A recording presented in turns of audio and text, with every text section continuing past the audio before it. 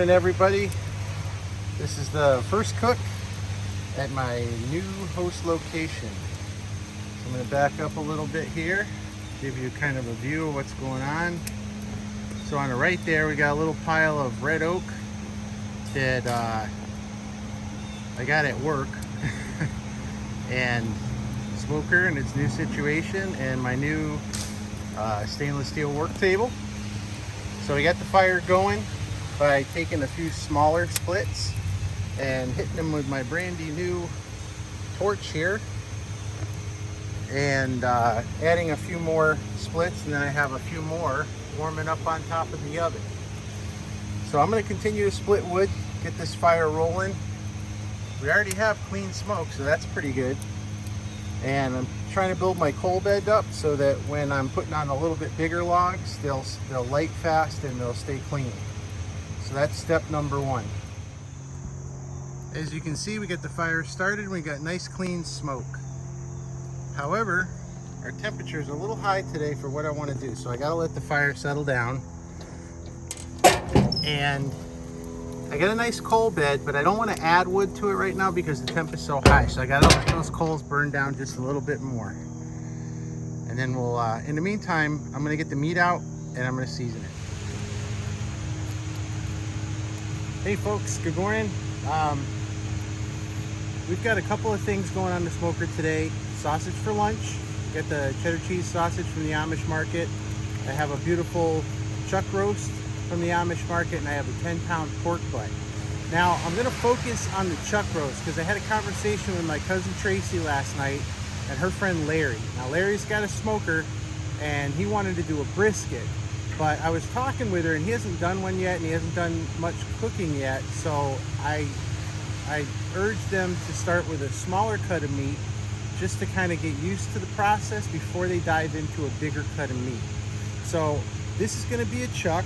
We're going to rub it with kosher salt, black pepper, Aleppo pepper. This says Pool Beaver, and granulated garlic. So the first step is you got to get it out of the wrap. So when I got this, it was wrapped in paper, and I wasn't really sure when exactly I was going to be able to cook this. And because of that, what I had to do was put it in the cryo pack, and that way if I needed to, I could throw it in the freezer, wouldn't get any freezer burn, and it would stay nice. So I'll tell you what, I'm going to shut the camera off and I'm going to put some gloves on. Okay, I'm back with gloves, and so we have a beautiful chuck roast, nice marbling throughout, and I don't remember what quality this was, and already my hands are dirty. I get a nice heavy dosage of salt on there. I like a lot of salt. I think it helps make a good bark. Pardon me for the noise in the background. The next door neighbors have a tree chipper running, and pretty soon when I finish this section, Jason's going to have his chainsaw running, so we're going to have to work things out. So Jason is my new host, my brother Master Mason, and I'm keeping one hand dry here for the seasonings.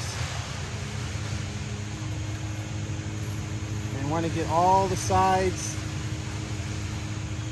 all the edges. Get a good dosage of salt on there. I think it really helps things.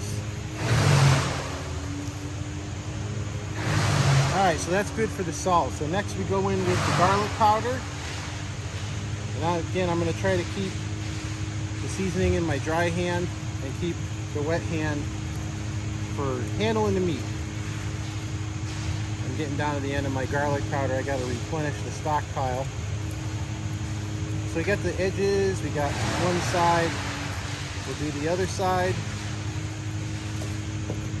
I'm going to put this stuff over here as I use it. Next comes black pepper. And again, I love a ton of black pepper, and every time I don't put enough on, and I always regret it. So I'm going to really douse it with black pepper. I think this gives it a nice bark.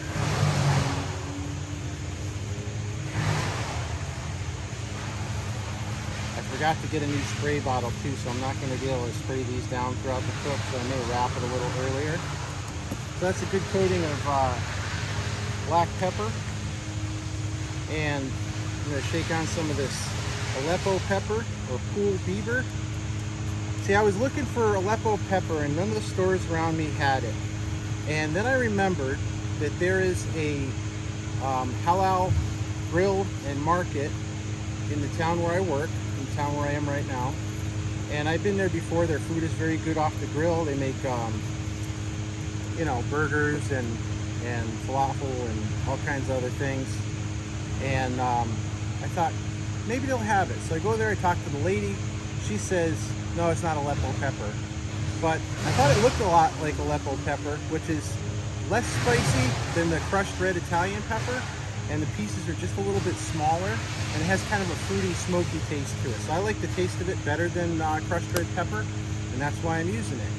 So she was telling me the different spices, the different peppers that they have, their heat levels. She's a very sweet lady, very helpful. I ended up buying a couple of different ones. And then when I got home, I Googled this, and sure enough, pool beaver is whatever language that is. I think it might be Lebanese for Aleppo pepper. So that's it seasoned right there. And if you can see, we got a good coating of salt, pepper, garlic powder, black pepper, and this Aleppo pepper. And now we're gonna put it on the smoker. Okay folks, today I'm gonna be using the top shelf for the beef. So let's just put that up there, get her in the smoke.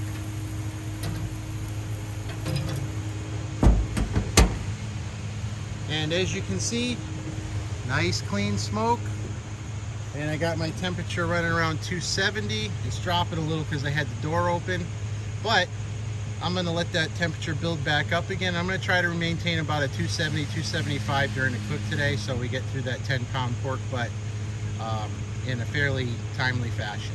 Here's how the chuck looks at 175 degrees. I've been burning a pretty clean fire with this oak. The oak smoke is kind of sooty, not so noticeable on the beef, but on the pork and the sausage, it doesn't have the pretty color that I'm used to with maple. So probably end up using it a lot on beef, which is, you know, it's good for beef. So I'm gonna wrap this, I'm gonna put it back in, and right now the center temperature is 175 degrees according to the probe. I'm gonna let it get up to whenever it's tender. And typically with chuck, I found it's higher than brisket, so instead of 203 to 205 or 206, it's usually 208, 209, 210, sometimes even 211. But we're not too far away. And then once it gets tender, we take it out of the smoker, leave it in the wrap, put it in the cooler, and let it rest. So I'm just gonna show you, it's pretty easy to wrap because it's small, so it's one sheet of paper instead of two. So I give it one cover.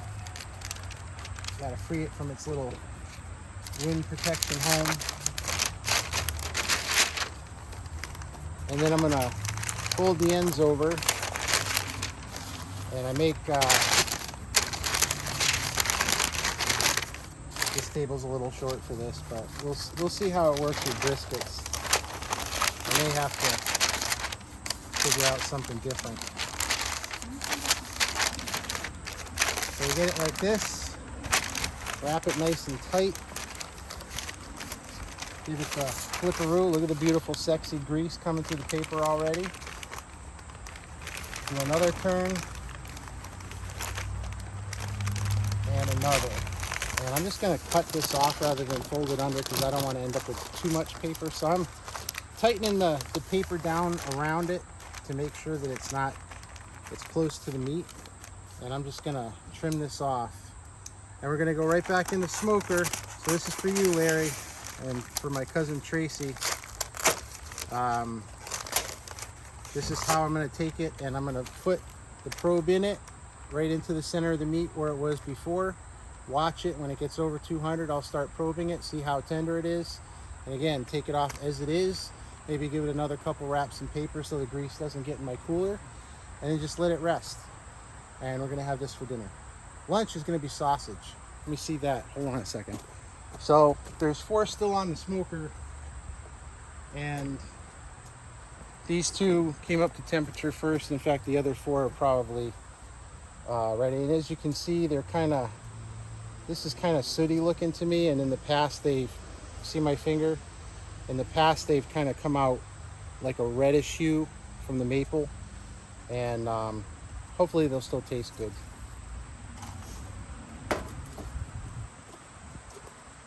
So as you can see, the sausages, I'm going to tempt them with an instant read. This is what the wrapped chuck looks like, and you can see that the outside of this doesn't have that red kind of mahogany color with the maple. It's a little sooty looking, and I don't have my sprayer, so I'm going to see if Jason mentioned he might be able to get me one, but like I may not end up spraying this one down like I normally do. And once it goes, right now it's 102 degrees in the middle, and once it goes up to probably, I don't know, 160, 170, I'll wrap it. All right, so for Larry and my cousin Tracy, you saw me wrap the chuck. At the time it was 175. I wrapped it, I put it back in the smoker. It fell a few degrees. That may have been a drop from being out of the smoker, or it may have been that the probe didn't get in exactly the same place in the middle. Anyway, it's been ramping back up. It got up to about 211 degrees.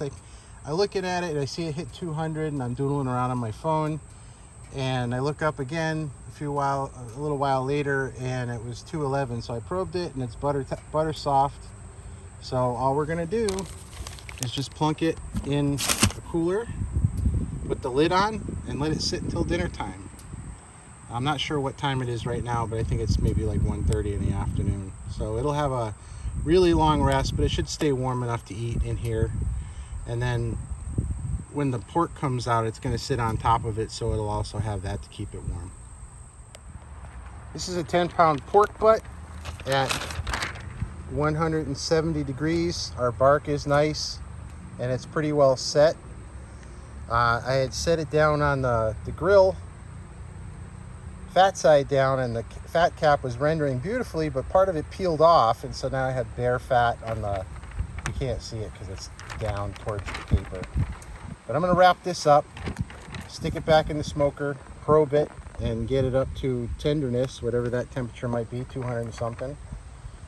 And we'll take it out, let it rest for a couple hours, and then we're going to pull it. You're going to see me pull that bone and then chop up the meat with the bone like it's nothing. It's going to be sexy. Hey people, I just wanted to introduce you to my new host. This manly beast right here is my brother Jason. Did I call you Jason? Yes. Okay. He goes by Jay, but I'm going to call him Jason because that's how I know him, how I met him. So anywho, we got the smoker in the background. We got a beautiful setting here. We got a really hot day. We've both been sweating. He took a break and went in the pool and smoked a cigar. So I was smoking and chugging myself. But right now we're getting to the point where we got the pork is all wrapped up, ready to go. We're looking at, I don't know, 180 something degrees, 180 and change. So we got like 20 odd degrees left to go. And but I just want to introduce you to Jason and his wife Danielle. Maybe will be on the videos. I don't know. I didn't get a firm answer out of her at lunch, so she may or may not be in the videos. She's got to do her hair first. Yeah. So she's gonna make us look bad because she's pretty and tan, and well, you're tan. Got high blood pressure. All right, folks. I just wanted to introduce you to him.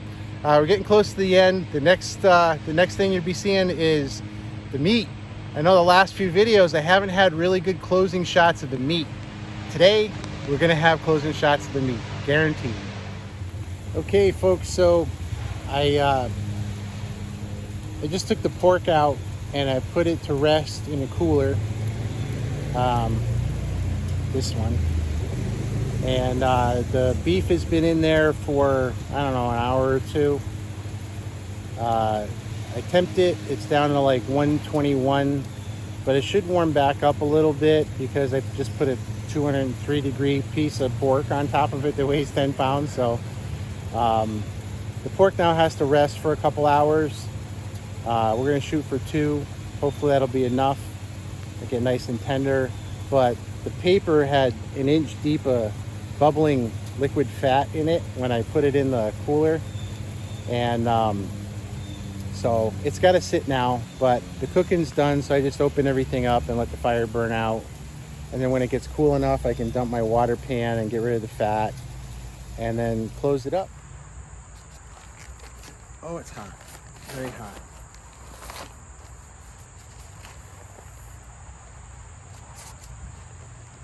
Oh, it's nice. It's very juicy. Let's see if I can get it out of this paper without it. I want you to see, I wish you could see down in this pan, there's a 1/2 inch of juices in the bottom of the paper. And you can see how lovely the paper is. Oh, it fell apart. I didn't even get to pull the bone out of it. Anywho.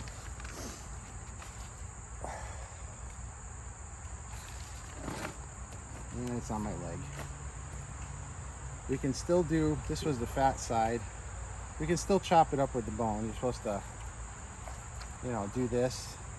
But I wanted to show you the bark side of it, which it's basically falling apart. So it's very tender, very moist. I don't know how it tastes yet because it's still very hot. I'm gonna leave the bone right there for your pleasure. All the meat came off it nice and clean. And this is the bark. And I'll do a little taste test here. Pretty good. It's very, very hot right now. These gloves are not insulated, so I need to employ my bone again. I'm just squishing it up and it's just falling right apart. You can see there's a beautiful smoke ring on it. Some of these pieces of meat, here's a good piece. Here's a piece with very hot. You can see the smoke ring went in about a 1/2 inch. And there's the bark. And taste that. Tastes nice.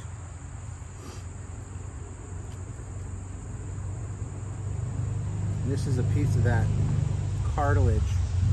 So the cartilage didn't melt, so we're gonna chuck that. But that's the cartilage that's, I think, right somewhere here. Right on this edge, there's like a little wing.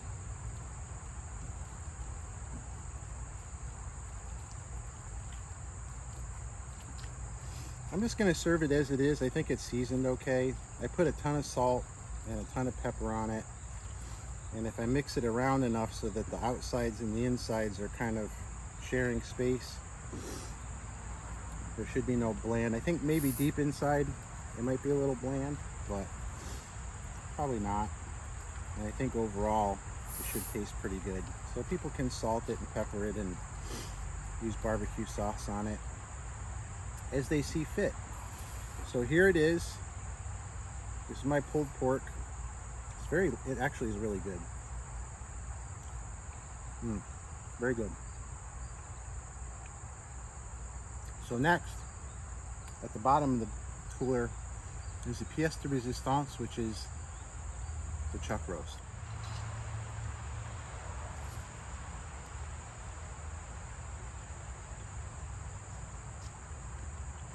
Now you know what the ice cream man is looking at when he sees me coming for him.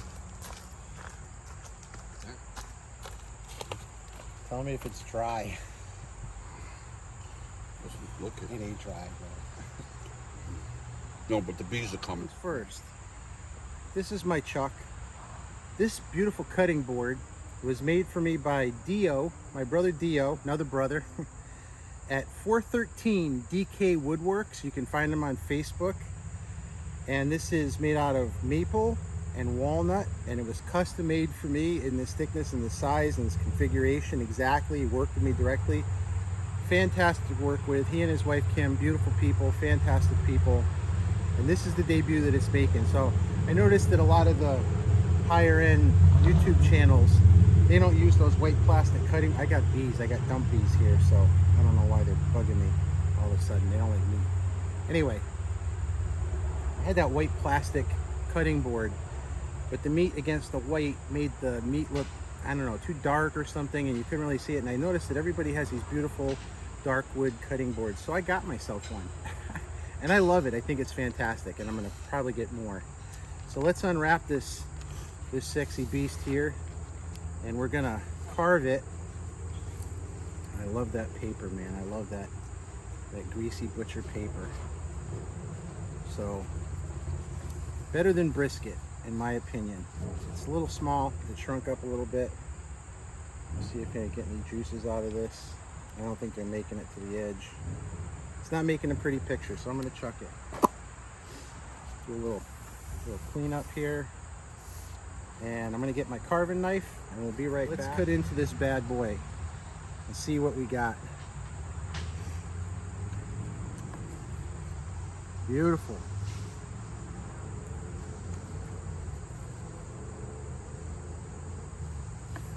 Just cuts like butter. It's nice and moist. It's got a nice smoke ring on it.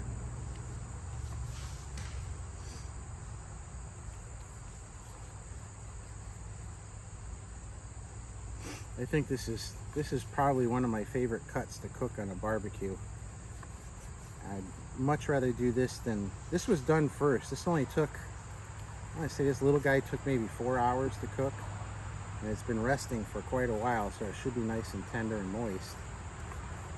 It looks like it. There's all kinds of juices squeezing around in it as I'm running the knife through it.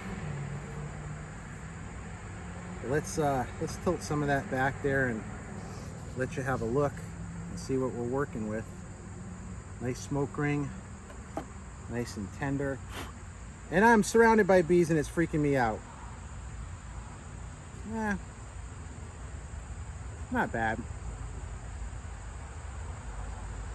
It's not my best effort. Tastes good though. Tastes really good. This is the one that had the salt, pepper, garlic powder, and Aleppo pepper on it.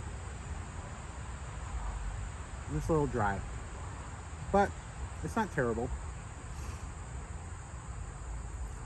And I'm wondering if maybe the thermometer I was using in it isn't all the way right. Let's see. Try a piece a little closer to the other end. Oh yeah, this is much more moist here. Pulls a little tough. I don't know. Maybe I didn't cook it long enough. I let it to go to 211. And I probed butter soft. Yeah, it's much more moist than this end. I don't know. I'm happy with it. It's definitely moister than a brisket flat. I got to get out of here though, because these bees are freaking me out. I have all these yellow jackets, so somewhere around here is a nest. And it's starting to get dark, so they're coming out and they smell food, and they won't leave me alone. I don't want to get stung. So, you guys have a great time. This is my Labor Day video. This is actually Sunday before Labor Day. Hopefully, I'll get this posted tomorrow to you on Labor Day. And that's my day. Have a good time, everybody. Be safe, be well, be good to each other. Smokers chugging.